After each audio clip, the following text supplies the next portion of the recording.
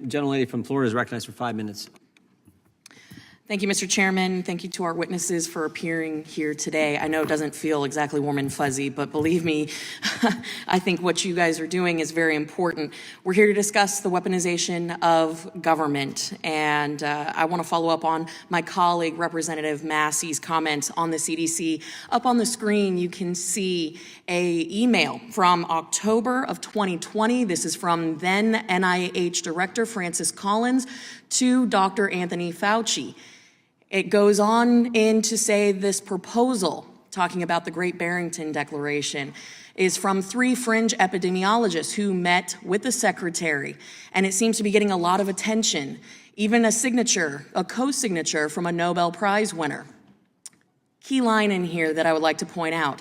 There needs to be a, quote, quick and devastating published takedown of its premises. I don't see anything like that online yet. Is it underway? Signed, Francis. Now, what I find interesting is if you fast forward into June of 2021, the Biden administration was raging at social media companies. There is communications that we can produce, for the record, that state we would like you to combat, quote unquote, misinformation. Now, we, thanks to the Twitter files, know that Twitter executives were using the term visibility filtering, and that really to the rest of the American general public was shadow banning, correct? Yes. Okay. So all of a sudden, we saw a rash of blacklists created by Twitter at the highest levels that were taking down some of the signatories and creators of this very Barrington Declaration, correct? This is to both of you. I haven't seen that, but... I haven't seen that either.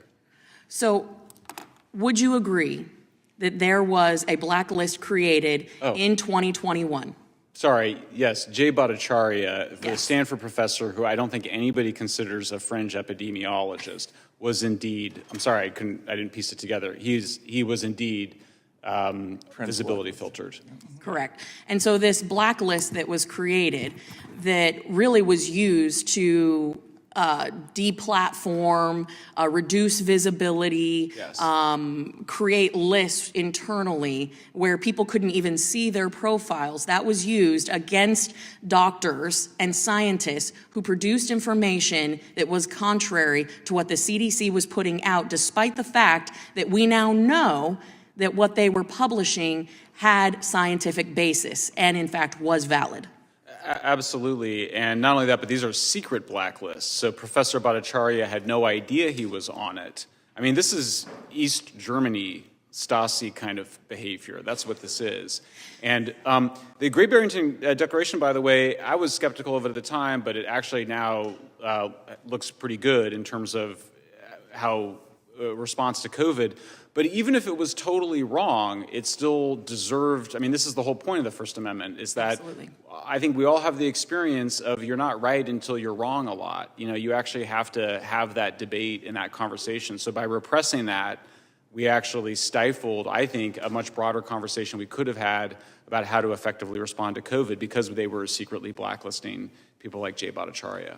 And I think to the bigger point that Americans are concerned about when it comes to the weaponization of government, this isn't Republican or Democrat issue, this is an American issue. You had individuals, millions of Americans, who in many cases were being mandated to take an experimental vaccine, and when those that wanted to consider taking it were trying to make an informed decision, you had opinions that were being silenced because it didn't fit a specific narrative pushed by the Biden administration, correct?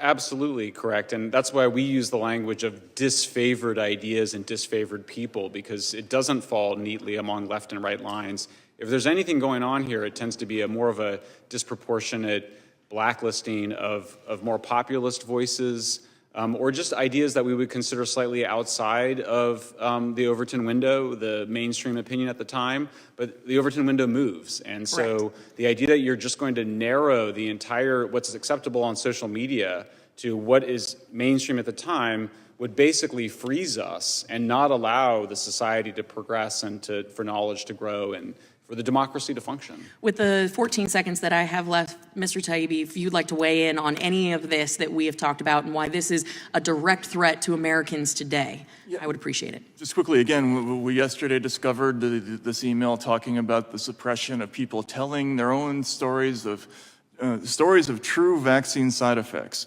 So these are people who are telling about their own experiences, things that happen to them that are true, and they're being suppressed because what anti-disinformation does is the opposite of what the press does. They are aiming for what the narrative is, and they already know in advance what they're looking for, whereas a journalist goes into a story, does not know what the truth is. We often find that the thing we expect to find turns out to be completely different. They know in advance what they're looking for, and that's why this is so dangerous. My time has expired. I yield back. Thank you, too.